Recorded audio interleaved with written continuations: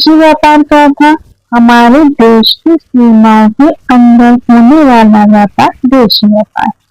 अब विदेशी व्यापार या फॉरेन ट्रेड, है ना। फॉरेन ट्रेड क्या है? हमारी देश की सीमाओं के बाहर जब हम किसी व्यापार को, यानी कि जो व्यापारी है अपनी वस्तु का विक्रय अपने देश के बाहर भी करता है तो वह विदेशी व्यापार कहलाता है। मान लीजिए भारत का विक्रेता है और अपनी वस्तु को वह अमेरिका के किसी व्यापारी को बेचता है तो वह कौन सा व्यापार कहलाएगा? विदेशी व्यापार।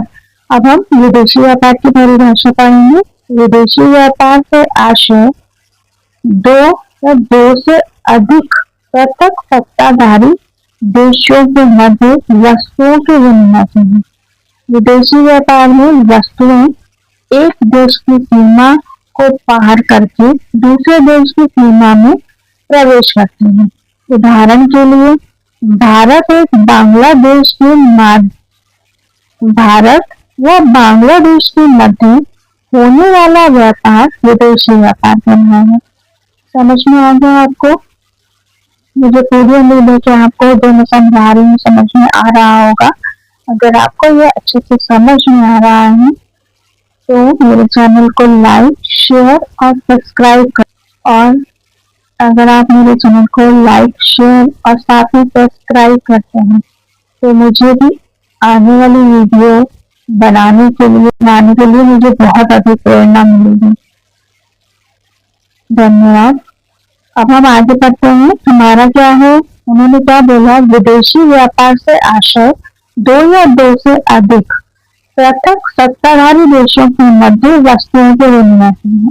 विदेशी व्यापार में वस्तुएं एक देश की सीमा को पार करके दूसरे देश की सीमा में प्रवेश करती हैं।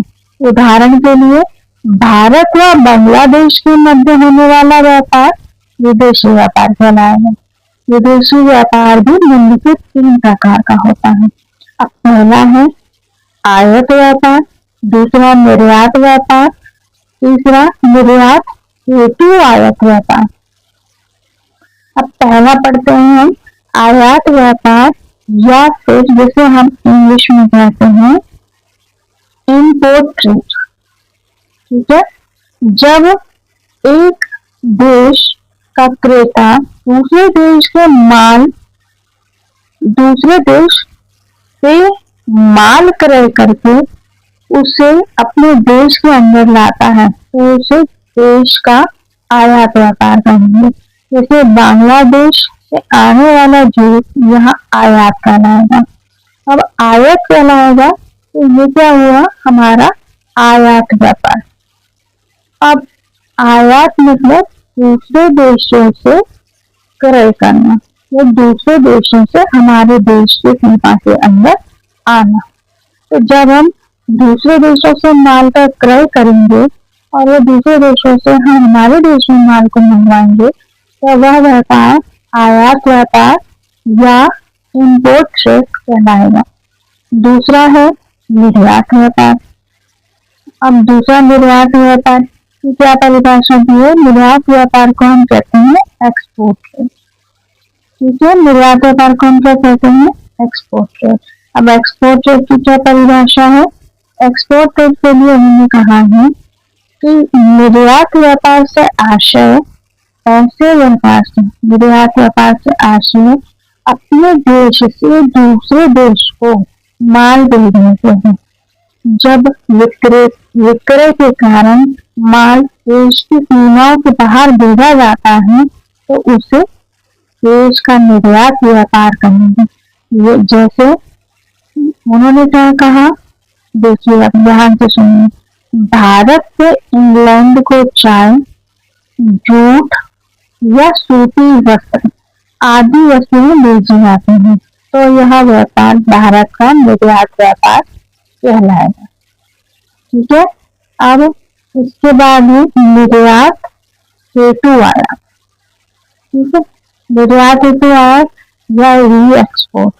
तो निर्यात हेतु आयात शब्द से आप कर समझते हैं निर्यात हेतु आयात क्या होता है? ठीक है, जिसे हम पुनर्निर्यात व्यापार भी कहते हैं। पुनर्निर्यात शब्द से किसी को समझ में आया क्या है या चलिए जानते हैं।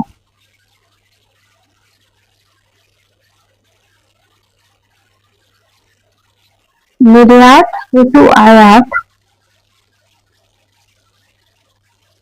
जब वस्तुओं को किसी एक देश में दूसरे देश से स्थानीय उपयोग के लिए आयात न करके वहां से किसी अन्य देश को निर्यात करने के उद्देश्य से आयात किया जाए तो ऐसा व्यापार को निर्यात हेतु आयात कहेंगे। जैसे इंग्लैंड से सूती वस्त्र का आयात करके फिर उसे बंदरगाह से ही पाकिस्तान को निर्यात कर दिया जाए तो इसे पुनर्निर्यात व्यापार भी कहेंगे।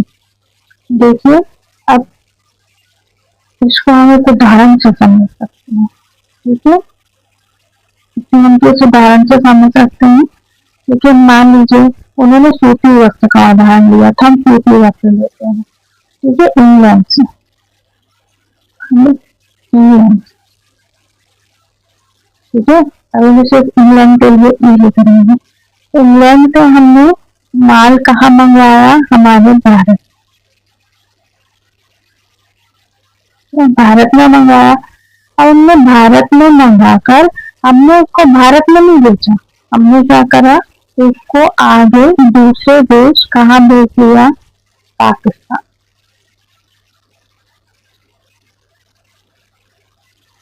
ठीक है, हमने उसको पाकिस्तान भेज दिया। अब इंग्लैंड से हमने मंगवाया, इंग्लैंड से मंगवाकर हमने उसको भारत में मंगवाया, फिर हमने उसको पाकिस्तान में बेच दिया। तो यह क्या हुआ?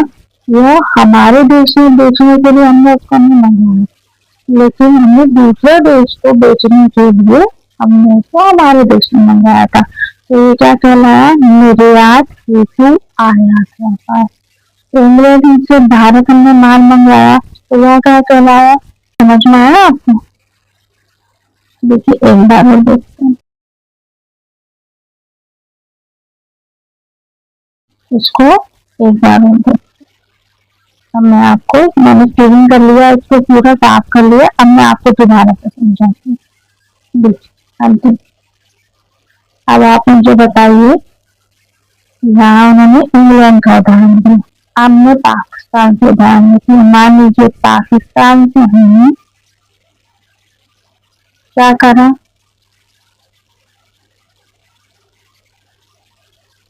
से आयात किया। ठीक है, पाकिस्तान से आयात किया तो यानी कि माल कहाँ आया? हमारे भारत में आया। आयात किया तो कहाँ आया? हमारे भारत में। लेकिन अब हमने उसको भारत में नहीं रखा, हमने उसको किसी दूसरे देश को भेज दिया, यानी कि भेज दिया मतलब बेच दिया।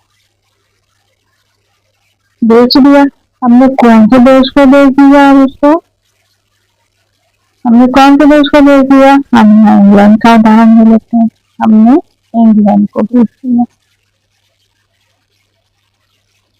तो बेच दिया। अब इंग्लैंड को बेच दिया तो ये क्या हुआ? इंग्लैंड को बेच दिया तो क्या हुआ? यह निर्यात हुआ। क्या हुआ? निर्यात।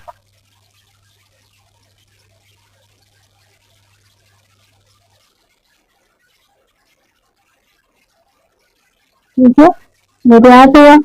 अब यही कहना है कि पाकिस्तान से आयात किया और भारत से निर्यात कहाँ किया? इंग्लैंड को। पाकिस्तान से भारत में आयात किया और भारत से इंग्लैंड निर्यात किया, यानी कि पहले पाकिस्तान से यहाँ आया तो यहाँ से यहाँ से। तो यह क्या कहलाया? निर्यात हेतु आयात कहलाया। ठीक है, निर्यात हेतु आयात की परिभाषा मैंने फिर से पढ़ ली, जिसको आप, जिससे आपको अच्छे से समझ में आ जाएगा। जब वस्तुओं को किसी एक देश में दूसरे देश से स्थानीय उपयोग के लिए आयात न करके वहां से किसी अन्य देश को निर्यात करने के उद्देश्य से ही आयात किया जाए तो ऐसे व्यापार को निर्यात हेतु आयात कहेंगे। जैसे इंग्लैंड से सूती वस्त्र का आयात करके फिर उसे बंदरगाह से ही पाकिस्तान को निर्यात किया जाए तो इसे हम क्या कहेंगे, पुनर्निर्यात व्यापार भी कहते हैं। ठीक है, हम निर्यात हेतु आयात को हम एक और नाम से जानते हैं। किस नाम से जानते हैं? निर्यात हेतु आयात को हम पुनर्निर्यात के नाम से भी जानते हैं। जब कोई व्यक्ति आपसे पूछे तो निर्यात हेतु आयात किसे कहते हैं, तब भी यही परिभाषा है जो हमने पढ़ी है, ये पूरी यहाँ से लेकर यहाँ तक। और कोई पूछे पुनर्निर्यात की क्या परिभाषा है तो उसकी भी यही परिभाषा है, आशा। ठीक है, अब हमने आज क्या क्या पढ़ा? हमने आज पढ़ा विदेशी व्यापार के बारे में, देशी व्यापार के बारे में। धन्यवाद।